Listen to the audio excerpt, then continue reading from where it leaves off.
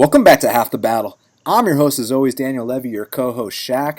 We're going to be talking UFC Moncton, Anthony Smith versus Volkan Oezdemir.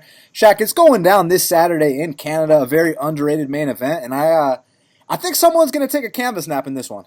Yeah, it's a great main event, man. Volkan Oezdemir, they don't call him no time for no reason. He generally puts these men unconscious on that mat within the first round. And Anthony Smith, he's had, quite the career resurgence. He went from being, your typical local scene jobber. Now he's moved up to 205 pounds. He's smashed true legends.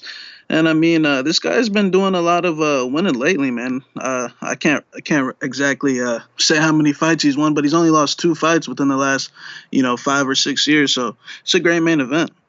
It really is, man, and I just know it's going to be action-packed. I doubt that anyone's going to be humping legs. These two are going to stand and bang until one man falls, so very excited about the prospects of that. And obviously, we didn't get to do a recap show for that Khabib versus McGregor fight, but dude, holy shit. I can't even sit here and talk about how, if a good striker does this against Khabib, a good striker wouldn't let Khabib get away with this and that.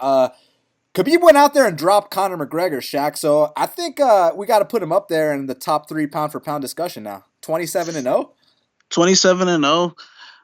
To be honest, I don't even think he lost that third round, so I'm still going with he hasn't lost a round yet.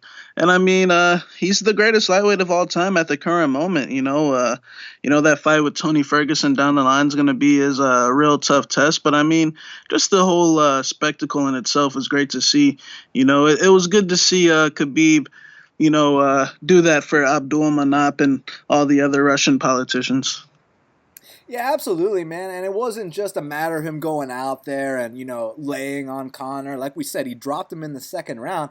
But, man, one thing I want to say about Conor is that you remember in that initial takedown defense that Conor had, I kind of felt like he wanted to prove a point to Khabib that, not only can I beat you standing, but I can beat you on the mat as well. And instead of disengaging, he tries to get on top of Khabib. And it was at that moment, Shaq, that I knew he was fucked, because why would you try to prove something about your grappling against a guy like Khabib? Why not just try to disengage, keep it standing? But they all succumb to Khabib's pressure, isn't that right? Yeah, whether or not he was able to stuff that one, it was highly unlikely he was going to be able to stuff it again. It was as simple as grabbing that low single, and Khabib, man, that pressure is just ridiculous, man. That grappling's just ridiculous. When he gets a hold of you, you will wilt. Are we looking at a guy that's actually going to retire undefeated in MMA, or is Tony Ferguson the one to hand him that first L? Whether it's Tony or not, we know no one leaves this game without taking an L, and it's just a matter of how Khabib wants to do this. If he wants to retire, in the middle of his prime, he really doesn't need to fight. He's got all the money. But if I had to say, of course he'll lose one, man. This game doesn't. You don't leave this game without taking an L. Yeah, there's no doubt about that. Even Johnny Bones, he's coming back. The percentages, the odds, the more these guys fight, the more that there's a chance that they're going to take that first L. So I'm very curious to see how this pans out for Khabib Nurmagomedov, and hopefully 5th time is the charm for him and Tony Ferguson, because we have to see that fucking fight, man. So let's break down this card start to finish, man, because first up in the lightweight division, we got Stevie Braveheart Reyes, minus 150. The comeback on Jessin Ayari is plus 130. Now, Shaq, Jessin Ayari's making the move down to 155 pounds. His last fight, he took on the former number 1 contender, Darren Till. And Stevie Ray coming off two disappointing losses, man. Obviously he didn't want to get knocked out against Felder in Scotland, and we know what happens when you go in there with a weasel like Cage, and he's an expert weasel out there. He won the split. Stevie's back is up against the wall. You think he's going to make something happen here and keep his job? It's an interesting fight. Ayari's a tough guy out of Germany.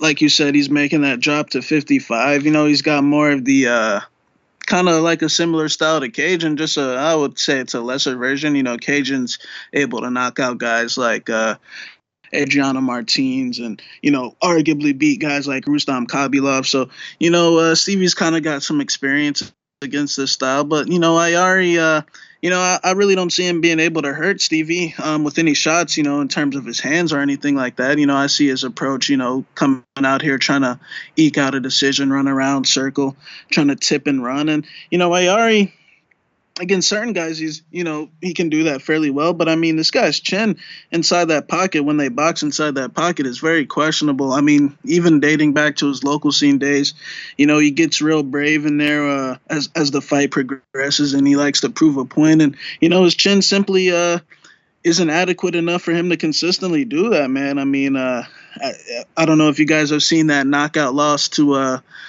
what's my guy Magomedov. He's fighting Luis Taylor in the PFL tournament finals for the $1 million. He was KO'd stiff, unconscious, and that's not the only time he's been knocked out unconscious. He's got some devastating KO losses, and now he's coming off that fight with Jim Wallhead and Darren Till. I felt like Wallhead, the openings were there, but Wallhead just wasn't able to pull the trigger, and that fight got real hairy in the third round. And then his fight with Till, Till was coming off a 2-year layoff, and, he definitely wobbled Jessin all over the place. Now, Stevie, he's kind of a slow-paced fighter, but, Stevie's solid everywhere. He's not really great in any aspect, but he's solid everywhere, and he's a tough guy from Scotland, very experienced for his age. I kind of see Stevie, tracking Ayari down throughout the course of the fight. I feel like Ayari's going to try to do what he always does, run and circle. And eventually, Stevie will cut off that cage. I thought he did a good job against Cajun. But, Cajun's a king weasel, man. I've been saying that for a long time. He's a solid weasel. The guy's very elusive, but I don't think Ayari's on that level. I think, Stevie will track him down, cut off that cage, and get into some pocket exchanges.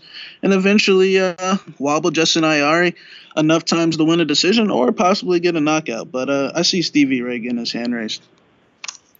I do as well, Shaq, and I feel like a lot of people are putting way too much emphasis in the fact that Jessin Ayari is doing this camp at ATT. For me, all that means is that he's Dustin Poirier's punching bag. He's Jorge Masvidal's punching bag. He's Colby Covington's punching bag. So I don't really see that as a good thing for Jessin Ayari. He was already a super chinny guy at 170 pounds. Now he's dropping those extra 15 pounds of water in his brain, in his body. Man, I'm not convinced he's going to be able to take a shot here from Stevie Ray. Stevie, like you mentioned, he is a bit on the slower side, but man, he's super experienced. He's a guy that was having 5-round wars and Cage Warriors before he made his UFC debut, obviously, and now he's been in there. And, I know it's fun to make jokes about how his fights with Joe Lozon and Ross Pearson were super close. And yeah, look, if he's fighting a top 15 guy, then we absolutely have to bring that up. But Jessin Ayari, aside from the Darren Till fight where he absolutely got blown out the water, he's never seen this level before, man. The biggest, the biggest fight he's ever had besides Till, where, like I said, he got dropped 100 times, was Jim Wallhead, and Jim Wallhead also wobbled him more than once. And man, Jessin Ayari doesn't have a good history against Scottish fighters, because you go back to that Alan Johnston fight, and that is Stevie Ray's teammate over at TriStar. And it wasn't just a KO loss, Shaq. It was one of the most devastating KOs I've ever seen in my life. He got hit with one punch, and the debate here is, did he start getting cocky and put his hands down and then get knocked out with the follow-ups, or was he out on his feet and then he ate those follow-ups? Like, it was a scary, devastating KO. It looked like he put his hands down, started getting cocky, and then he just he ate 3 punches and went down cold. So Jessin Ayari does not have a good chin. I feel like he's a poor man's version of Jotko and Machida from the orthodox stance. And Stevie Ray is a southpaw.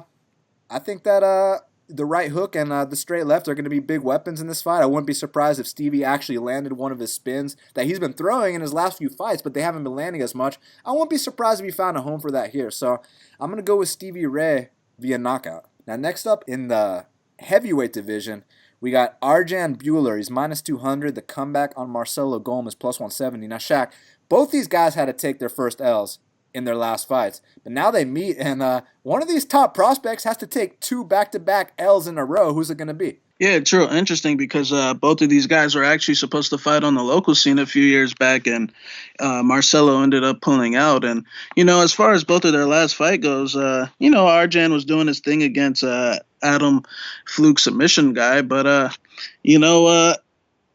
feel like they're both very green in their games. Golm was coming off that loss against Big Timmy Johnson, and, Timmy beat him everywhere. man. He pushed the pace on him in the boxing exchanges. Marcelo continuously found himself in the clinch, in Tim's world, losing. And, it's an interesting fight because, some would say the line could definitely be a little bit off here considering both guys are really early in their careers. They're both green. I would have to say Marcelo's probably a more skilled striker, but he's very young in his game. He's only got 6 fights. He's only been past a minute 30 once, and we saw how that went. Now Arjan in his fight with Luis Enrique, he showed a couple good things. He showed good pressure, good solid pressure. Had some good boxing exchanges. Had a good takedown. He dropped Luis a couple times. I feel like it's a very close, evenly matched fight, 50-50. The line could be off, but it's very tough to say. I'll take Marcelo in an upset. But I could definitely see Arjan getting this done, man. I feel like Marcelo could still have a ways to go, and I'm not really sure how good Marcelo really is. I'm not sure how good Arjan is. I feel like Marcelo, he's going down to ATT now. He's got a new camp behind him. Arjan's also been going down to AKA some, so we're gonna see both guys are gonna be improving. You could be in for a couple surprises, but I'll take Golm for an upset. But we'll see. Yeah, it's definitely a really interesting matchup. I'm very curious to see how it plays out because this could be that launching point and that lets you know the trajectory for both these guys, man. Because coming off that first L, which both of these guys experienced their last time out, we got to see who's coming back with that drive, who made the biggest adjustments, who made the biggest improvements. So that's what I'm most curious for. And obviously, stylistically speaking, Arjan does put that pressure on. He's a poor man's DC. You know what I'm saying? That's what he is. And interestingly enough, people from both their countries, respectively, Brazil and India, most times the Brazilian fighter is going to be favored over the Indian fighter, but not in this case. And I think that's due to the wrestling credentials of Arjan Bhullar. He is a former Canadian Olympian. I don't know the extent of those credentials, Shaq, but hey, the dude's a fucking Olympian, so we got to give him that. And he's got a country behind his back. He wants to represent. So I wish him the best. As far as Marcelo's game is concerned, I thought he did decent against Tim Johnson, considering, look, this is the first non-jobber he's ever fought. This is the first time he's ever been, past the 2-minute mark in a fight, let alone past the first round. I thought he went out there, won the first round, and, the second half of the second round, Tim started to take over, which Tim does. Tim is a guy that beat Shamil Abdurrahimov. Tim is a guy that beat Marcin Tybura. Tim is a guy that arguably beat Volkov. So, that's a tough out, man. And I thought Marcelo, for a guy that was 5-0, 6-0, it wasn't too bad. He took his ass whooping like a man. Now it's about, is that a sign of things to come when he gets pressured, or was that just first L time? If that's a sign of things to come when he gets pressured, Arjan's probably going to come out here and beat him. But if that was simply first L and something that he can come back from, I think he can build from that performance because he did land some devastating leg kicks, and we noticed that the leg kicks were a big weapon for Luis Enrique in that third round, which was the one round that he won against Arjan Bhullar. So if Marcelo is able to keep the standing, which he was able to keep it standing against Tim for the duration of the fight, who knows? Maybe it could get interesting. But I'm going to go on the opposite ways, man. I think the pressure of Arjan will eke out a decision here, so I'm going to go with Arjan. Now, next up, we got Tay Edwards. He's minus 485, and Doan Maj is plus 385. Now, man, you going with the big favorite here, or are you going with South Africa's own? Yeah, Tay Edwards had a nice fight against Tweedy on the Contender Series, and Don Madge seems like a talented Muay Thai striker, but I kind of feel like he's undersized here. Tay Edwards has some nice power, but ultimately, even if Madge's striking presented some problems, let's not forget Tay Edwards is a Division I wrestler, and I feel like he could probably bail himself out with the takedowns. Madge has never faced a wrestler at this caliber before. I've heard some good things about Madge. I mean, he was supposed to fight Tamor in his debut, but he ended up pulling out, and he's been training with Cyborg down there in LA, so we'll see what he's got. But I'll take Tay Edwards by decision. Yeah, Tay Edwards seemed to be a really athletic wrestler, a lot of potential, super young, but he went out there, he smashed his opportunity on Dana White Tuesday Night Contender. And as far as Don Maj, he's a poor man's pimp. I mean, look, you got Don Julio, you got Don Juan, and now we got Don Maj. I don't know if he's going to come out here and beat Tay Edwards, but much respect to Don Maj. I'm going to go with Tay Edwards here via submission. Now, next up, we got Sarah Moras. She's minus 170. The comeback on Talita Bernardo is plus 150. Now, Shaq, this is really interesting, man, because you and I spoke after Talita Bernardo's last fight. We said, if she ever fights in the UFC again, we will fade her. But there's something really interesting about this matchup, man, because with Sarah Moras, her style is literally flopping to her back and hoping that she gets that fluke armbar. You think she's going to get that fluke armbar against a Brazilian Jiu-Jitsu black belt in Talita Bernardo? Yeah, it's a very interesting fight. Moras with that 18% takedown defense. I mean, she just can't stay off her back. I mean, it's just plain and simple. Talita, she's very, I wouldn't say clueless, but she's just not, she's very green in the stand-up department. I feel like she's lacking the knowledge on how to strike in the UFC. But one thing you can say about Talita, man, she knows how to get takedowns. She got on top of Irene 3 or 4 times. She got on top of Renault for a solid little bit. She got out of Marion Renault's armbar, so we know that she can get out of armbars. And Moras, although she does flop to her back a lot, I mean, the girl's got some power. She kind of wobbled Andrade in their fight. I mean, she's a big, thick girl, and she wobbled Lucy in their fight as well, but it was more so on the wild side. It was uncontrolled. She's definitely fairly green, but her game's that armbar. I don't think that's going to be able to work here. But if she was ever going to have success on the feet, it would probably be this fight. But I'm gonna take Talita in an upset, man. I just don't see Moras being able to pull off that armbar when they get to the mat. Like I said, Talita's very good in the wrestling exchanges. She knows how to outposition these girls. So, I feel like this girl's a little bit more to her level. But we'll see, man. I don't trust either one of these girls, but I'll take Talita for an upset.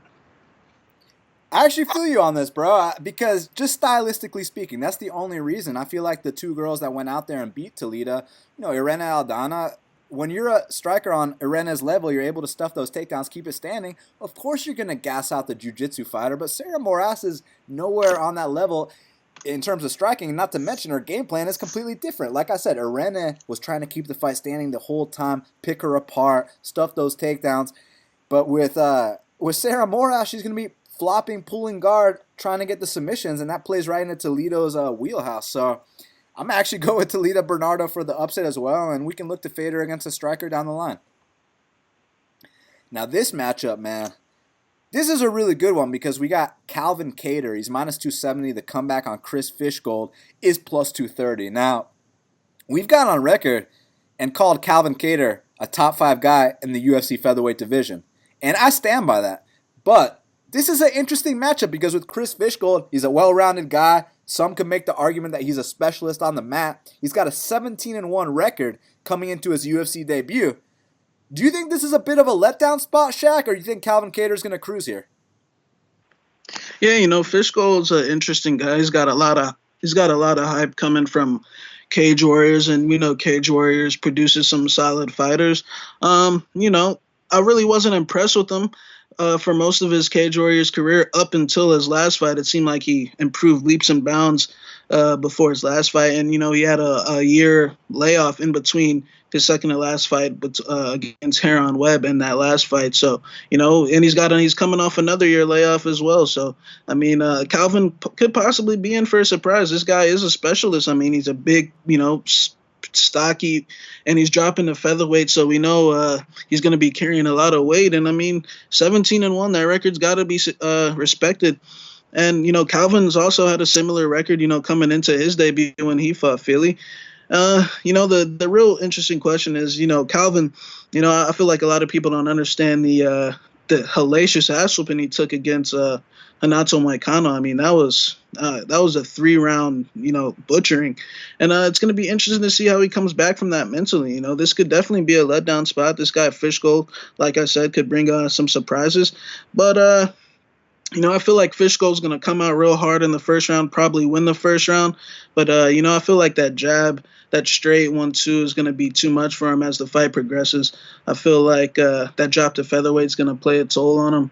And, I feel like just the experience of Calvin in these big pressure moments is going to, take him a long way. I mean, this guy's fought Philly, on short notice, came through with a 30-27, knocked out Shane Burgos, undefeated in his hometown. Had that 3-round experience against a top 5 guy, Moicano. And, let's see how he does against this Fishgold guy. But, this Fishgold guy, that last fight was pretty impressive. I mean, he's got some potential. So, and he's been making improvements. So I'm going to take Calvin, but we'll see. I'm going to take Calvin as well, but man, if I was a parlaying man, I'd be very scared to parlay Calvin, even though he's such a super solid fighter, and he's a top 5 guy in my opinion, but this Chris Fishgold kid brings some interesting challenges to the table. We haven't really seen Calvin Kattar in there with a grappling specialist, and, Chris, he kind of reminds me of a UK Prazeres. He's short, he's stocky, he throws big bombs, he wants to get it to the mat, he'll strangle you on there, so this kid should not be underestimated, but I do think that the UFC experience and the activity, and what I mean by activity, I don't mean volume inside the fight. I just mean the fact that Calvin Kattar has been super active, and Chris Fishgold is coming off all those. He had a year layoff, then he came back. Now he took another year layoff. So I don't know if Chris Fishgold is going to feel a little bit of ring rust plus the UFC octagon jitters, or maybe he just goes out there and performs, being that this is his 19th professional fight, I believe. So I'm just scared to count this kid out, but I do think that Calvin's crisp striking, his boxing, his head movement, his experience inside the UFC will pay dividends in this spot, and I see him taking home a 29-28 unanimous decision. Now, next up in the lightweight division, we got Nasrat Haqparast. He's minus 900. The comeback on Thibault Gouti is plus 600. Shaq, it's interesting, man, to see the line this wide. However, many are predicting a first-round finish for Nasrat Haqparast.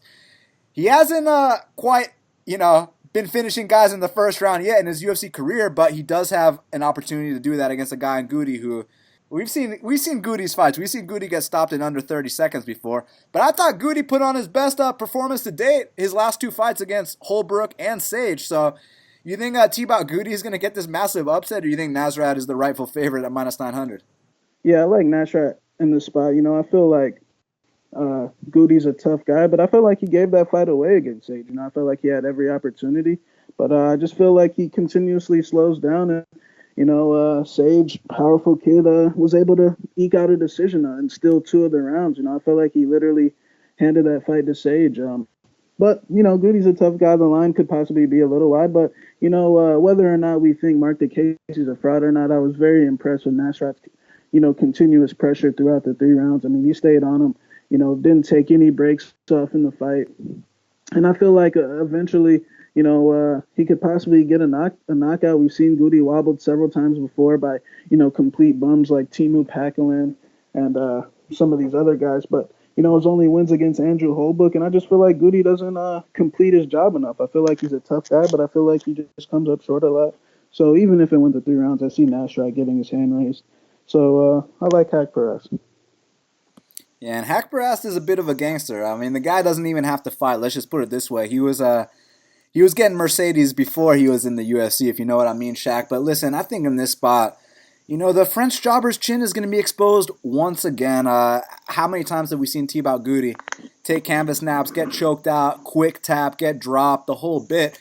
I will say his last 2 fights have been his best UFC performances, but I think that even though Nasrat hasn't been finishing people, he's been hurting people really badly. He dropped Marcin Held multiple times. He absolutely butchered DeCasey. And I think if he touches the chin of Thibault Gouti, it's going to be history repeated. So I actually see a second-round knockout for Nasrat Haqparast. Now, next up in the welterweight division, we got Sean Strickland. He's minus 120. The comeback on Nordine Taleb is plus 100. It's interesting, Shaq. Nordine Taleb is an underdog in Canada. He does train at TriStar, but on the other hand, I mean, is it going to be the jabs of Strickland, or is it going to be the leg kicks of Taleb? Yeah, it's an interesting fight. Strickland, very solid record. Nordine definitely had a somewhat of a career resurgence. He's been doing his thing. I know both of them are coming off devastating losses to Brazilian. Strickland, getting KO'd for the first time against Elijah. And, I mean, Claudio Enrique Silva, he did it again. That guy is very scary to fight. And he put that pressure on Nordine, and, that was just a bad matchup for Nordine. It's an interesting fight. I feel like Strickland has one of the best jabs in that division. But, I feel like Strickland, I feel like, this whole when is he gonna have his performance thing? I feel like that should be shut down now. I feel like he is what he is. The three best guys he's fought, he's lost to, and you know, in dominating fashion in all three. I feel like he's a tough guy, but I don't see him ever touching those rankings or anything like that. And Nordine probably won't either. But I feel like it's gonna be, who will Nordine be able to kick harder, or is Strickland gonna land enough jabs? Now, the fact that this fight's in Canada, because I feel like this is gonna be close. I feel like Strickland needs to really pick it up. I feel like he can't, even though he beat Tom Breeze, which is one of his better performances. I feel like he's really gonna have to make this thing clear, because I feel like in Canada, with the sound of Nordine's kicks, and I feel like he might be able to just land the harder shots in a very close contested battle. I feel like Nordine almost pulled a great win, upset win over Ponzinibbio with that similar style, but we know what Pons does to these guys' faces, and the decision didn't go his way. But I question Strickland's striking defense. I think he's got a pretty jab, but I feel like his defense off that jab can be, very questionable at times. It's a very interesting fight. I wouldn't be shocked if Strickland was able to get the decision, but like I said, I feel like it's going to be very tough. We know Strickland's probably the better guy on the mat, but he likes to stick to that jab and slip with the jab. He likes to stick to that strategy mostly in most of his fights. But it's going to be a closely contested battle. But I think Nordine's going to edge out a close split decision win, and it's a tough fight to read, man. Both of these guys are top 30 guys, but I'll take Nordine by close decision. Yeah, I got a lot of respect for both these guys. Like you said, solid top 30 guys. They're both tough outs for anyone they fight, except Elijah Zaleski, right? But even then, even him, he was definitely had to eat a couple jabs. If you fight Sean Strickland, you're gonna have to eat a couple jabs, and obviously the leg kicks of Taleb, they've always been a big weapon throughout his career. I question if he can slow down a guy like Sean Strickland with them. I think there'll be big weapons in the first round, but one thing that's cost Nordine in the past is that he kind of does slow down as the fights go on. For example, that Santiago Ponzinibbio fight, I did take the plus 265 shot on Nordine. It was a very closely contested fight, but it really came down to that last round. It was 1-1 going into the third, and you can't you can't be giving up the takedowns. You can't be having lower activity than your opponent. And Nordine is a 40-year-old at this point, Shaq. So I just think that in terms of the matchup, I think Sean has more to offer late. I think it's going to be a very close fight. But I think he takes over in the second and third round, and I think his jab, his straight right, his knee, even a takedown here and there are going to be big weapons for Sean Strickland. And I also see a close decision, but I see it for Strickland's way. I'm going to go with Sean Strickland via majority decision. Now, also in the welterweight division, we got Alex Garcia. He's minus 190. The comeback on court McGee is plus 165. Shaq, the biggest criticism for Alex Garcia has always been his gas tank, and the biggest praise that Court McGee gets is his gas tank. So, you think that Court McGee can take over against a gassed out Alex Garcia, or do you simply think that Alex is too young and fresh for him and could potentially knock him out? Yeah, I feel like Garcia's punching power is a little bit overrated. I feel like he's more of a wrestler. I mean, the guy gets a lot of takedowns. I think he averages like 4 takedowns a fight. He took down Magny several times. He took down Strickland.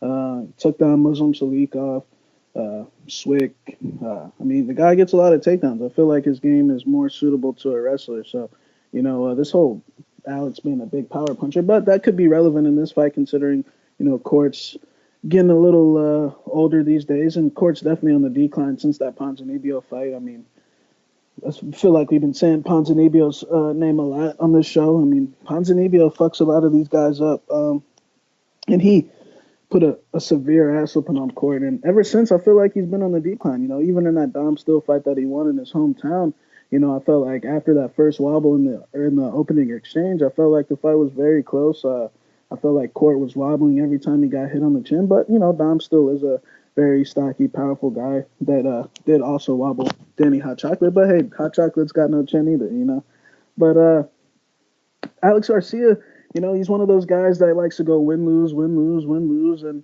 I feel like he's going to continue that trend. I feel like he's going to get a win. I feel like,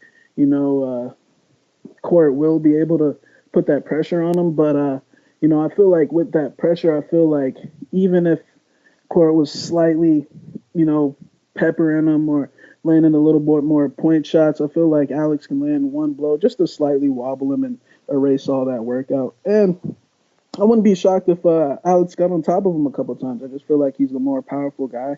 And it seems like after L, he always comes back looking, somewhat good. So, I'm going to take Garcia in this. Is the line a little bit high? Who knows, man? I feel like the Alex Garcia, is he trustworthy at that line? Because I do feel like the guy is kind of mentally weak. I feel like, when there is some resistance, sometimes he just folds like his last fight against the Flair, like the Strickland fight. Alex is a guy that has to operate at his pace. When he gets a little push, he's a big guy with big muscles, and big guys with big muscles gas out and they start looking for ways out. So, it's a tough fight, but I just feel like Court McGee is just slightly too weathered, slightly too old to get this job done. So I'll take Alex Garcia just by landing the occasional big overhand right, a takedown here and there, and just, edging out the rounds.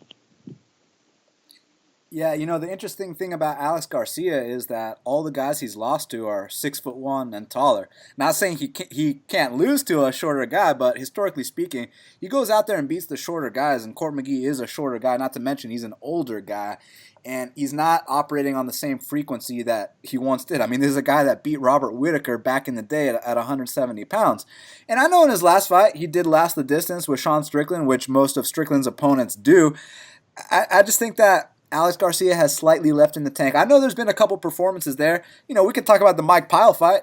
He had that knee brace. He was looking slow, but hey, he knocked him out in under 3 minutes. So he took care of business there. It's just about if Court McGee can eat the shots and if Alex decides to stop throwing because he's too scared to gas out.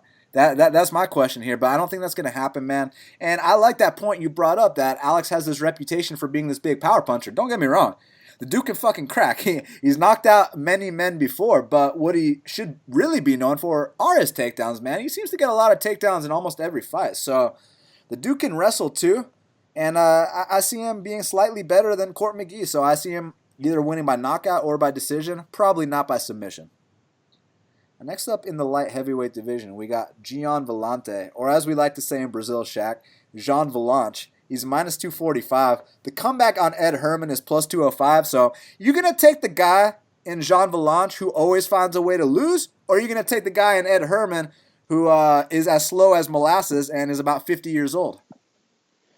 All I can say about this fight is just, my God, this might be very ugly. I mean, Jesus Christ. I mean, both of these guys are just ugly, man. That's the best way I can describe it. Villante, the guys took an L's to Pat Cummings, his fight with Sapperbeck, that was just an ugly scene. This guy's just, John Villante's a tough guy, but he's just not very smart in there, man. It's so funny, his best performance is probably Corey Anderson, and a lot of people don't know is even with all those leg kicks, Villante was down on 2 cards going into the 3rd round. So, I mean, this guy Villante is very untrustworthy. Luckily for him, he's fighting Ed Herman, who's, the guy's been, how long has Ed Herman been in the UFC? Over 10 years. With 10 years in the UFC comes 10 years of UFC damage, man. And, I feel like Herman doesn't take the same shot anymore. I mean, that's quite obvious. He's coming in with that big belly and those cornrows these days. But, Short Fuse is a tough guy, man. He's coming off that fight with CB, another ugly, ugly fight. And that's all I see this fight being. I'll take Villante just because I feel like he's got a little bit more left in the tank. But Villante's not very smart in there, man. When he fought Tom Lawler, I mean, you remember that first round? I mean, Villante kind of was winning just on volume, but that whole first round, he kept walking into a right hook. And it's like, bro, make an adjustment. But he was unable to do that. And he ended up getting knocked out. His fight with Alvey, I definitely thought he lost 2 other rounds. But I'll take Villante. I just feel like he's got slightly more left in the tank. But, my God, that's going to be an ugly fight. Ed Herman's actually been in the UFC over 10 years. He made his UFC debut against Scott Smith June 16th, 2007. He's been in the UFC over 10 years. You know what happens when you reach that 10-year mark of your career, period? This motherfucker's been fighting goddamn 15 years, the UFC part's been 10 years. So, he's got to be at the tail end. But the thing is, Villante, man, he just gives his opponents every chance to win. Kind of like this next guy we're going to talk about, Andre Soukhamthath. It's just, Villante could be kicking his ass the entire fight and then run into one right hook and go down, So I wouldn't be surprised if that happened. I do think if it hits the scorecards, interestingly enough, because John, does tend to lose splits from time to time, I think he'll have more volume than Ed Herman, man. So I do think that if it goes all three, this time Gian Villante will get his arm raised.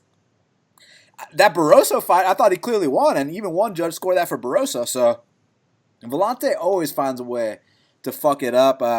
So if it hits the scorecards, I got Villante. But you know what, man? I think Villante is going to whoop his ass the entire fight and then get knocked out, and it's going to be like, oh, fuck. Wow, Gian Villante pulled a Soukhamthath again. So you know what I'm saying. I'm going to go with Ed Herman via fluke KO. Now, next up in the bantamweight division, we got Andre, the Asian sensation, Soukhamthath. He's minus 170. The comeback on Jonathan Martinez is plus 150. Shaq, I mean, look, Andre Soukhamthath seems like he's more talented than a lot of these guys he fights. He seems like he's a better athlete than a lot of these guys he fights. But Jesus Christ, he's the perfect example that if you're a dummy, like, you're not going to get these wins, man. Fight IQ is a real thing. It's not some made up concept. And it seems like Andre doesn't really have much IQ in there, my man. I mean, we can go back to the Morales fight. We can go back to dropping Alejandro 3 times and still losing the split. We most recently what's his name? Sean O'Malley breaks his foot with the head kick. All you have to do is let this guy back up. You get a TKO. Instead, he decides to play jiu-jitsu with Sean O'Malley, and he's fighting off submission. So it's a sad story. Jonathan Martinez is coming up from flyweight. You gonna go with the flyweight here? Or you gonna go with Andre Soukhamthath? Soukhamthath is one of these guys, like we said. His record going to decision, he's like 1-6. But the only good thing Soukhamthath has going for him is naturally he's a skilled, powerful guy. God bless him with the ability to knock man unconscious. He's got 11 KOs on his record. He hits very hard. His counter shots. If you're not experienced exchanging in that pocket, he could possibly catch you like he did against Luke Sanders, like how he dropped Alejandro 3 times. But like we said, the guy, I think he doesn't really think in there, like we said.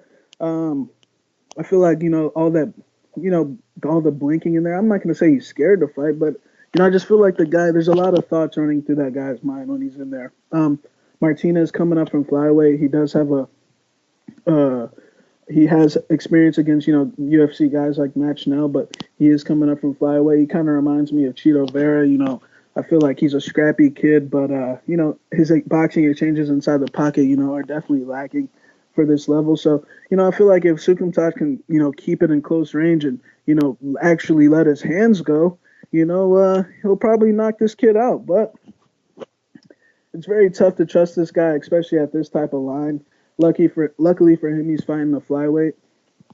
But, this guy's IQ is, not just dropping Alejandro 3 times. This is what he did after dropping him. He points 1, 2, and 3 as if, he's not fighting the best weasel in the division. Like, bro, you got to do your homework on Alejandro. Like, you can drop Alejandro all you want. He'll still win that round. You drop Alejandro 100 times, you're still losing the fight. Exactly. So, the guy, even his fight with Albert Morales, it's 1-1 going into the 3rd round, and he just goes, he empties the tank, going for this left hook to the body, and it's so ugly, and then he gives up his back and, ends up losing that fight. His one win's pretty, I'm not going to say it's a fluke because, Luke Sanders isn't the smartest guy either, but, the kid, Andre's got power, so, I'll take Soukhamthath just because, I really feel like if he can get into that pocket exchange, I do feel like he's a naturally talented power striker. But, man, I don't trust that guy. I want nothing to do with that guy. But hopefully he gets his job done so we can fade him down the line. Yeah, this kid Jonathan Martinez, even though he's moving up from flyweight, at least he's had the right amount of experience on the regional scene coming into his UFC debut, where I don't think that he'll be a complete fish out of water. His only loss is a DQ against Matt Schnell. He knocked out Matt Schnell with an illegal knee. But prior to that, he did lose the first round. It seemed like he started to turn things around in the second round. He's a very scrappy guy, especially on the mat. He can scramble a lot. Like you mentioned, his boxing isn't the best, and if he runs at Soukhamthath with his chin up in the air, throwing some ugly wild bombs, chances are he's going to get countered and get knocked out because, we can talk all the shit we want about Soukhamthath being an idiot, or being a dummy, but you know what, man? That fucking Luke Sanders KO was beautiful. So that Cody Norby flying EKO was beautiful. So when Andre Soukhamthath actually lets the shit go, it's great to watch. It's just that you can't trust him to do that, and now he's so in his head. He lets the social media bullshit get to him. Like, you gotta just not even worry about that shit, man. You got your own life. Like, who gives a fuck what some losers are saying about you? Like, that's just my opinion on the subject. So I'm gonna go with Jonathan Martinez for an upset here, man. I think that Andre Soukhamthath, listen, it's not like when he's standing that he goes out there, dictates the pace. He's always looking to counter. So that's actually going to give Martinez the chance to get up on points. That's the reason why Andre is 1-6 when fights go to decision. But like I said, if Martinez comes in there wild and gets countered, Andre can put out any man in that division. He's a knockout artist. But when he doesn't knock you out, he loses the fight. Jonathan seems like he's got a pretty good chin, so I'm going to say he doesn't get knocked out. I'm going to say he comes out there and gets the upset. I'm going to go with Jonathan Martinez. And next up in the light heavyweight division, we got Misha Cirkunov. He's minus 460. The comeback on Patrick Cummins is plus 365. I don't know where to start on this one, man, because we kind of thought Misha was a fraud from the jump, but the thing with Pat Cummins is every time he loses, it's absolutely devastating. Not to mention his last fight out, he got beat at his own game, so now I kind of feel like it's not just his chin on the decline, Shaq, it's his wrestling too, which was allegedly supposed to be his one redeeming quality. So I gotta know, man, you think Misha is going to be able to front run here, or you think he's going to get grinded out? Yeah, I just feel like Corey Anderson's, just a better MMA wrestler. I mean, Corey's the complete package. It's just we know what happens if you can touch that button. But as far as Misha and Cummings go, I mean, you guys have heard me say over and over, Misha Cirkunov's a complete fraud. If you put him in one bad spot, he'll find his way out. We saw what happened in that Volkan fight. It was a desperate attempt to close the distance, and one shot on the ear, and he went out stiff. But we know Volkan does that a lot. And his fight with Glover Teixeira, he was getting the better of the exchanges, but the second trouble presented itself, he wasn't able to get out of it. Cummings, my God, that's another guy where a lot of his fights are ugly scenes, but, he does have wins over Blachowicz. He's got a win over Antonio Carlos Jr. He's got a couple wins on his resume. So, and Villante. So, with the right matchups, he can do some damage. It's just about, can he present trouble for Misha? I don't think so. I think Misha's going to get through this one. He's been going down to Vegas, training at Extreme Couture. So we'll see the improvements in his game, if there is any improvements in his game. But, I think he'll get through this one, probably by finish. I just don't think Patrick can. I felt sorry for Patrick, man. He didn't have the right welcome into the sport, man. They threw him right into the lines then right off the bat. He didn't have any time to develop his game. But even with that said, he's still got a couple wins, so I respect him a lot. But I think Misha's, probably going to get a knockout finish here. And my boy Pat Cummins beat Jean Villante and Jan Blachowicz, so it's pretty ugly to watch. It was ugly to watch back in the day. It's even uglier to watch now. When this guy gets hit, man, I just feel bad for him. And then the last one, seeing him get out-wrestled like that, I did hear behind the scenes there was an injury early in the first round, but so what? What if there's an injury early in the first round here, So I think that as long as Misha Cirkunov doesn't, have to face any early adversity, he should get through this, man. I think this is the spot where he can come out here and front run, and then when he fights someone serious, we make the talks about fading him, but right now, he's probably going to go out there. I'm going to say he's going to knock out Pat Cummins, so Misha Cirkunov probably inside the distance. Co-main event of the evening, we got Michael the Menace Johnson. He's minus 630. The comeback on Artem Lobov is plus 465. Shaq, with Michael Johnson, I've always said he's the best 500 fighter of all time. I know that he's a bit of a flake, but he's a flake against the best guys on planet Earth. This is a guy that knocked out Dustin Poirier, beat Edson Barbosa, beat Tony Ferguson. Artem Lobov is 13-14. Do you think Artem Lobov even has a chance in this fight, Shaq? Do you think the line is a little bit short at minus 630? Because I was thinking minus 1200. So are you saying Reza Madadi and Jury and Paul Sass are the best guys in the world? Well, recently at least. But anyways, yeah, man. I got Michael in this fight, 30-27. Artem's a tough guy, but I feel like there's the jab to the body, the volume, the left hand. But Artem's a tough guy. He's got a solid chin. That fight with Philly, pretty much proves his toughness. I mean, he got dropped hard in that first round and still created some sketchy pocket exchanges.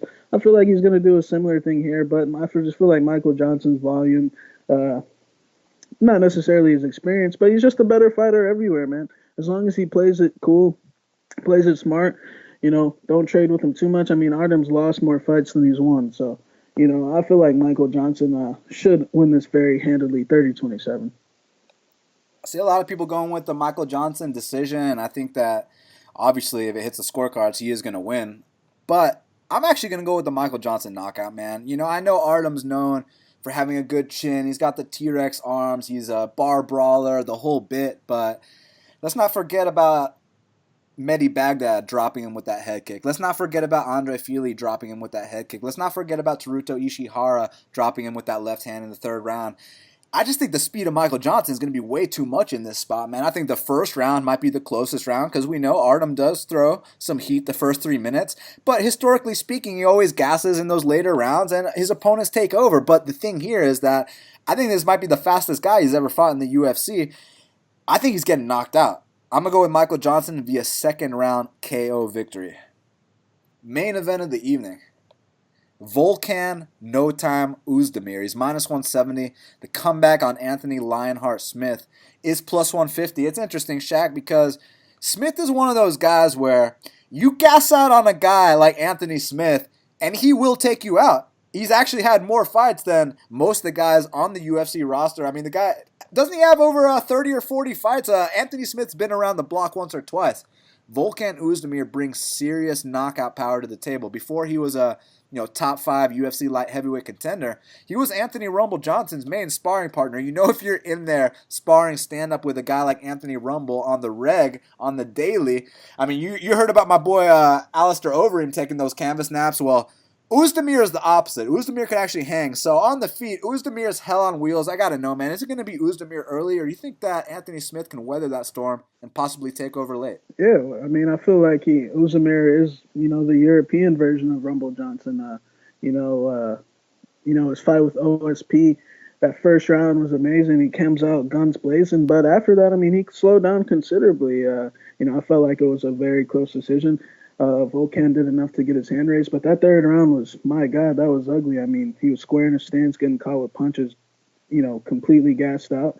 And, his second 2 fights, or his next 2 fights against Misha Serkinov, we actually called that, because we've been saying Misha's a fraud for a long time. But, Volkan, he's a big power puncher, man. 12 knockouts, and, I mean, they don't call the guy no time for no reason, man. So, Anthony Smith, he definitely has the reputation of coming back late, especially in his days at 185. Now at 205, he knocked out 2 legends in the first round. So, maybe that weight, the weight change class is, a good move for him, getting off to good starts.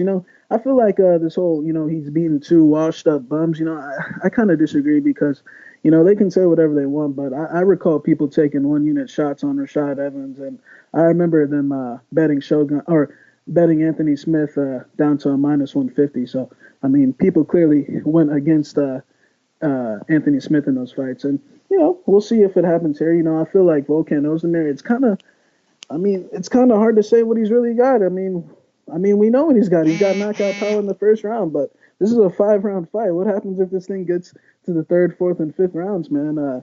Every time he's gone past the first round, he's completely gassed out. I know he did fight Cormier. Cormier's, arguably one of the greatest of all time. But, I mean, at the end of that first round, he was flattened out and he was looking to give up. But we know Cormier does that to a lot of men. But, this fight's really interesting. I feel like if Smith can somehow, if that chin, I mean, he has been knocked out more than 5 times, but those knockout losses were back in like 2000, 2008, 2007, way back in the day. He really hasn't had a true knockout loss on the chin since then, man. His other knockout losses by a body kick to Thiago Matos Santos. So, that 6'5" guy really shouldn't have been cutting down 185 pounds. I mean, the guy is absolutely huge. it's a tough call, but I'm gonna go with Anthony Smith. You know, I feel like he is gonna, stay conscious enough. I feel like he might get clipped to the shot, but I feel like that might be best case scenario for him to get Volkan to dump out that energy tank. Because I feel like when Volkan goes past the first round, he gasses out. So I'm gonna say Anthony Smith by fourth round finish. I think it's gonna be a great fight, a good war. Both men are gonna take a couple knocks on the chin, but I see Smith taking over late and getting a finish. I got a lot of respect for Anthony Smith, man, because you remember that fight against Leleco and the Cesar Mutanchi fight. I wasn't that impressed with Anthony Smith back then. I thought that, he really was this jobber and he was at the tail end. He's a journeyman. Oh, he finally got to be in the UFC again. Because you remember, he did have that short-lived UFC stint back in the day. A lot of people don't know about that Antonio Braganetto fight, but he paid his dues on the regional scene, came back. I never had high expectations for him, but I got to tell you what, man. I know Rashad and Shogun are about to retire and stuff, but even prior to that, even some of those middleweight fights, I was pretty impressed with Anthony Smith, man. He's going out there knocking these guys out in the third round. You gas out against Anthony Smith, you will get finished. Now, as far as Volkan Oezdemir is concerned, I consider this closer to the Maheta matchup than I do to Rashad and Shogun, man. Rashad and Shogun, who knows if, we know Rashad's never going to fight again. Who knows if Shogun's going to fight again after this Tyson Pedro fight, right? So I really feel like Volkan's got a lot more life left in the tank, similar to Maheta. But the interesting caveat is the 20 pounds extra of water in Anthony Smith's body and brain, because this ain't just 15 pounds, Shaq. This is 20 pounds. So right then and there, I'm curious if he's going to be more durable than he has been in the past, because I really do feel like those weight cuts were draining. The guy's 6'5", so man. But part of me is also like, he's been knocked out 8 times, but every time Volkan's gotten past the first round, it's gotten sketchy. When he went past the first round with Kelly Anunson, he got choked out. When he went past the first round with OSP, he completely gassed out and barely held on to win that split decision after dominating the first round. When he went past the first round with DC, listen, it's DC, so we'll give him a pass, but it's just, historically speaking, when Volkan goes past the first round, shit gets sketchy. So if this goes past the first round, I do favor Anthony Smith. However, I think Volkan's going to get it done early. I think he's going to hand Anthony Smith another KO loss.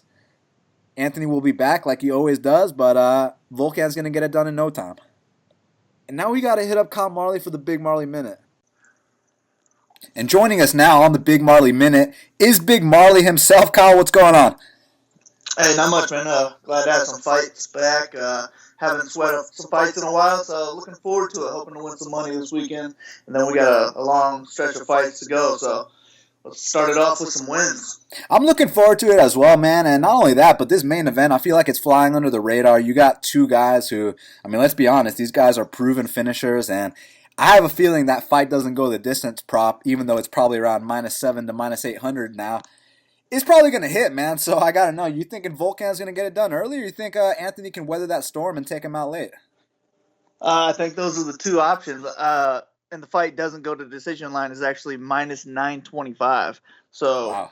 This is the best fight on the card to target by far because of that. I don't see this going to a decision either. Both guys going to get a finish, and they're right there in the mid-price. So this is the fight that you want to go all in on. I don't care if it's 50-50.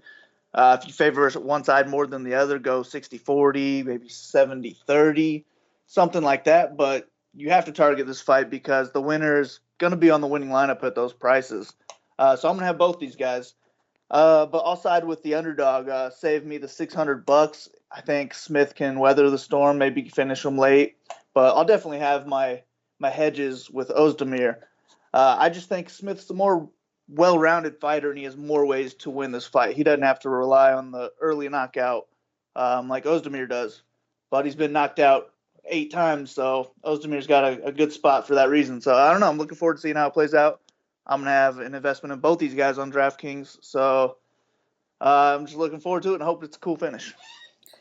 I think it will be, man. It might be a 30-second finish. It might be a fifth-round finish. But bottom line, I think someone will take a canvas nap in that fight. And, man, this co-main event between Michael Johnson and Artem Lobov is definitely a mismatch on paper. The question is, do you think Artem can last the 3-round distance with a guy like Michael who, I mean, let's be honest, he's got a massive speed advantage here and also a massive level of competition advantage as well. Yeah, I mean, this is really an easy fight for Michael Johnson, and I think he could get the finish really in any round. I'm going to go ahead and predict that he's going to win by a decision, but a knockout in any round would not surprise me at all. He's going to have such an edge on the feet here. Lobov's only shot is a knockout. If this goes to a decision, it's going to be a dominant decision by Johnson, and like you said, he's got so much speed, and I just don't see Lobov having a lot for him. So I think he's going to pick him apart for 15 minutes, and maybe he does end up dropping him and finishing him. So, yeah, Michael Johnson's really the pick here. I think – I mean, I don't even think you can really play Lobov in GPPs unless you think he is going to go out there and knock Johnson out because, I mean, it is on short notice, so he's got that going for him, I guess. He's got power. So, that's really what you're relying on. I think he might actually make a better cash play because if this does go to 15 minutes, then he can get like 30, 35 points on a loss, and that's cool in cash at his cheap 6.7K that he's at. That allows you to get 5 favorites in your lineup. So I'm okay with that, but I would rather just avoid Lobov, period. And if you're going to get someone here, maybe get Michael Johnson at lower ownership. Let me ask you your opinion on the line itself, man, because I mean, Michael Johnson, look, he's had ups and downs against the best guys on planet Earth, but let's be real here. Wins over Dustin Poirier, Tony Ferguson, Edson Barboza. Do you think the line's a little short, man? Do you think it should be closer to upwards of minus 1,000, minus 1,200? I think if he had a full camp, it would be, really. I think it's probably just the short notice that's keeping people a little bit shy from it. But I think it is a little bit short, and if I had to bet this fight, I'd rather lay the minus 600. Yeah. I feel you on that, man. So, look, Misha Cirkunov and Patrick Cummins are both making their returns. They both got their asses beat in their last fights, but now it's an interesting matchup. We've seen with Misha Cirkunov, he's not the guy that everyone thought he was. And with Pat Cummins, I mean, if he's not going to wrestle you, he's going to get knocked out. So I got to know, is he going to wrestle him or is he going to get knocked out? Yeah, man, if I knew the answer to that, then that'd be perfect because if he's going to wrestle him, and I knew that he's going to be successful wrestling him, then I would just avoid playing Cirkunov. But I don't think he's going to have success for 3 rounds against Cirkunov. So I like Cirkunov quite a bit here. His inside the distance line is, where is it? It's minus 172. So that's pretty solid, and he's got 3 people priced above him. It wouldn't shock me if he went out there and was the highest scoring fighter on this card. So I definitely like Cirkunov, and he's my preferred play. I'm not sure if I'm going to have Cummins or not at all, but if you think he is going to go out there and wrestle, then you should have him in your lineup because he's only 6,900, and if he can win with a wrestling game plan, he's going to kill that salary. I just don't really see that happening here against Cirkunov. So Misha's the play. So Andre Soukhamthath is making his return. He's taking on the newcomer, the flyweight Jonathan Martinez. Look, Andre's an explosive striker, man, but that fight IQ has really bit him in the ass in all 3 of his UFC losses, let's be honest. I mean, the Albert Morales fight, he had a chance to win. The Alejandro Perez fight, he dropped him 3 times and still lost. The Sean O'Malley fight, he had the kid injured, and all he had to do was stand up and let him back up, and instead he opted to go in his guard. So this guy constantly self-sabotages himself, but he's talented. So I got to know, man, you think he's going to find a way to lose here, or you think he's actually going to put it together for once? Yeah, I can't really trust him after that O'Malley fight. So I don't know, man. This is the hardest fight to call almost, in my opinion, because you don't know how it's going to go down. You don't know what this guy's going to do, really. But I think he should be favored here. I think he's probably going to get the win. We got Martinez coming in on short notice, up a weight class. So that alone makes me favor Soukhamthath. And I mean, he's a decent fighter. It's just he's not the smartest guy. So I don't know if I like having my money on him, but he is my pick to win. I am a little bit interested in Martinez, though, because of Soukhamthath's fight IQ. I mean, maybe he's going to go to the ground and get submitted by Martinez. I just don't know. So I'm either going to go full fade this fight or I'll have small exposure to both sides. But it's not a fight that I'm going to be heavily invested in. I'm not confident either way. But they're kind of right there in the mid range of the salaries, so they fit well. Maybe they could end up on the optimal lineup. So I'm not sure. I mean, I'm going back and forth, so I might just go ahead and throw one of them in a lineup, one each, and just see how it rolls. But nothing I'm going to go too crazy on. So Gian Villante is making his return against Ed Herman. You got a guy in Gian Villante who he's actually a decent athlete, man. I believe, correct me if I'm wrong, wasn't he a D1 football player? And, might have wrestled at Hofstra with Chris Weidman as well. So, I mean, the guy's got a little bit of a background, but he is Chris Weidman's punching bag in the gym. Ed Herman is as slow as molasses. I mean, I get why Villante is favored, but you think he's going to find a way to drop the ball again, or you think he's going to get it done against the 37-year-old? I think he gets it done. It's just the problem is he's $9,000 on DraftKings, and at $9,000, we have to have the finish from him. So I think this is really the worst fight on the card. I'm not looking forward to it at all.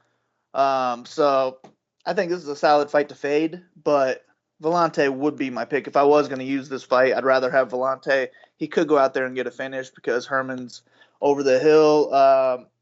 But it's hard to rely on Villante getting a knockout. He always underperforms. He's not that good, period.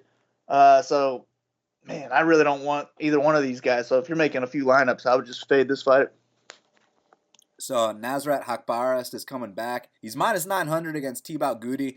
When we've seen a lot of Gouti's losses, he's gotten smoked right away. But I feel like that Sage fight, even though on paper it is a loss, that was the best Gouti we've ever seen besides maybe the Holbrook KO win. So do you think this line is accurate, for a guy that did lose to Marcin Held to be minus 900 here? Or do you feel like his performance against DeCasey warrants this price tag? Yeah, I think that performance alone, and just the matchup for him warrants the price tag. He's 9,700 on DraftKings, so he's going to have to get over 100. He's probably going to need to be the highest scoring guy on the card to be on the winning lineup, but I think he can do that. This is really the perfect matchup for him. And his inside the distance line is minus 225, so that's pretty solid. And then wins in the first round is even money. So there's a good chance he gets over 100, and I do like paying up for him. If I can afford him, then I'll throw him in my lineup for sure. I don't have any interest in Gouti here. I don't see how he gets the job done, so I'm rolling with the $9,700 hacks. Nasrat, whatever you want to say his last name, but I like him, and I was real impressed with that last fight, so I do see him getting a first-round finish here. If you can afford 9,700, throw him in there. Yeah, plus 100. I mean, it sounds like people are pretty confident he's going to finish this one in the first round. I was actually kind of surprised that that's what the line is. So, yeah, it sounds like people think this is a mismatch, so I'm excited to see if it takes place like one, if it plays out like one. So, man, this chick matchup between Sarah Moras and Talita Bernardo is interesting because the girls that have beaten Talita Bernardo, they're strikers, they stuff takedowns, they keep the fight standing. You want to gas a jiu-jitsu fighter out, you got to stuff their takedowns. You got to make them work. The thing with Sarah Moras is she's going to pull guard. She's going to try to go for those arm bars. So do you actually think it's kind of an intriguing stylistic clash, just the fact that you have a black belt in Bernardo taking on someone who wants to pull guard and wants to go for submissions in Moras? Yeah, definitely. And I like both sides kind of. I do think Bernardo's solid because she's probably still going to be going for those takedowns. I think Moras might be better on the feet here, so Bernardo's still going to need to get the takedowns and just win on top or get a submission of her own. But Moras could finish this in the first round with that armbar, so I don't know. You kind of have to be interested in both sides, I think.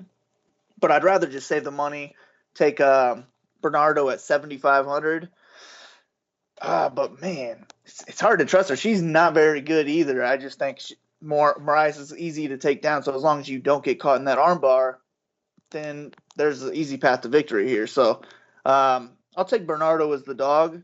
But if Moras is going to be super low owned, she's worth a shot in GPPs because she could get 95 points with a few strikes and then a first round armbar. So this fight, she'll be lower owned. I'm not sure about Bernardo. So I don't know, man. It's probably GPP only for me. I don't really want to trust either of these guys in cash, but I'll take Bernardo to get the upset.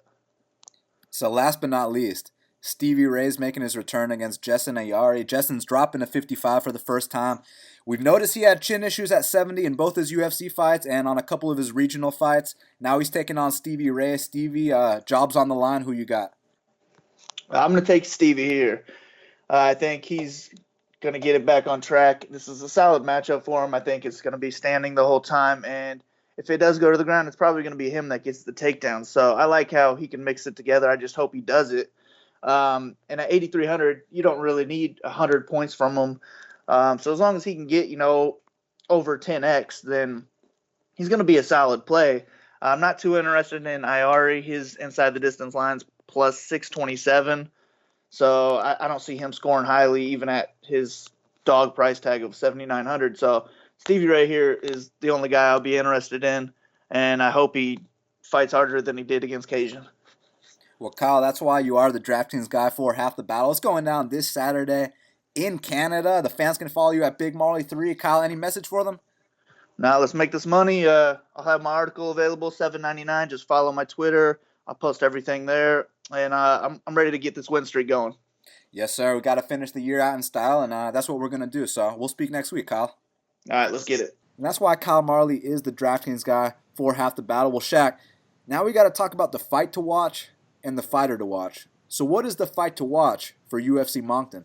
Yeah, my fight to watch is going to be Strickland versus Nordine Taleb. I'm interested to see how that chess match is going to play out. I like watching both guys fight. I like both of their approaches. I'm interested to see both guys need a win. A loss to both of these guys would be devastating. So, that's my fight to watch. Yeah, I mean, anytime Sean Strickland and Nordine Taleb get in there, I always enjoy watching both of them fight. But for me, the fight to watch is Calvin Kattar versus Chris Fishgold, man. Calvin Kattar, we've been highly touting this guy on the show for a while. And Chris Fishgold making her UFC debut with a 17-1 record, the first grappler that Calvin's fought in a very long time. Sign me up. I'm very fucking interested in Calvin Kattar versus Chris Fishgold. That is my fight to watch. Now, Shaq, who is your fighter to watch for UFC Moncton? My fighter to watch is going to be Anthony Smith, man. If he can get this win, that'll be another career resurgence. I mean, he was kind of middle of the pack at 185, and if he can just move up 20 pounds and, beat the number 2 guy in the world, I mean, holy shit, man. That will, prove it once again that these guys moving up in weight classes are, running this game. So, Anthony's my fighter to watch. He's got 13 losses on his record, and, he's saying he's going to go out there and demolish Volkan. So we'll see about that. But Anthony Smith is my fighter to watch. Yeah, that main event is must-see TV. My fighter to watch is Don Maj. No, but look, my fighter to watch is Michael Johnson, man. Listen, I know he's one of the biggest favorites on the card and this and that, but I'm kind of putting a lot of pressure on Michael Johnson. I want to see if he goes out there and smokes Artem. I feel like it's such a mismatch. I mean, this is the easiest fight Michael Johnson has had on paper in years. Like, this is like, I feel like the dude, in his mind, I wonder if he feels like he even has to train at 100% for this fight. I mean, he's fighting a fucking 13-14 guy. This is a guy that knocked out Dustin Poirier and beat Tony Ferguson. So I just feel like it's such a mismatch, and I really want to see if Michael Johnson is going to go out there and style on this guy. So Michael Johnson is my fighter to watch, Shaq. Well, Shaq, we did it. It's going down this Saturday, UFC Moncton. It's in Canada. Don't ask me where the fuck Moncton is because I just don't know, but it is in Canada. I will tell you that much. Follow me on Twitter at BestFightPicks. Follow Shaq at MMA Genius 05. Subscribe to Half the Battle on iTunes, SoundCloud, YouTube, and Stitcher. And until the next time, let's cash these bets.